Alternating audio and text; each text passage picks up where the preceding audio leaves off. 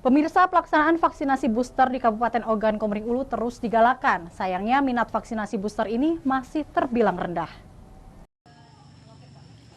Cakupan vaksinasi booster di tingkat kecamatan di Kabupaten Oku masih rendah.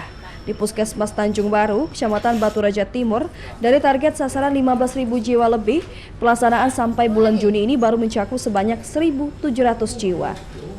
Kepala Puskesmas Tanjung Baru, Dr. Reza mengatakan, masyarakat yang datang untuk vaksinasi booster bertahap setiap harinya. Paling banyak per hari ada lebih kurang dari 20 orang. Meski kondisi Oku sekarang ini zero kasus COVID-19, himbauan dan ajakan untuk melakukan vaksin terus digalakan.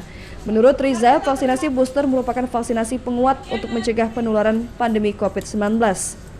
Tersediaan di Puskesmas Tanjung Baru ada Moderna ya. Moderna ini hari ini kemungkinan akan habis. Nanti kalau memang habis akan diinfokan lagi ke Dinas Kesehatan. Kalau tidak kami biasanya dibantu dari vaksin Polres. Kalau memang ada vaksinnya, kami sesuai yang disuntik biasanya rata-rata dapat 20. Stok vaksinasi di Puskesmas terbilang aman. Jikapun kehabisan stok, pihaknya akan segera berkoordinasi dengan Dinas Kesehatan. Bahkan terkadang mendapat pasokan dari Polres Oku untuk layanan vaksinasi dibuka setiap hari kecuali hari libur. Dari Ogan Komering Ulu, Widori Agustino, iNews melaporkan.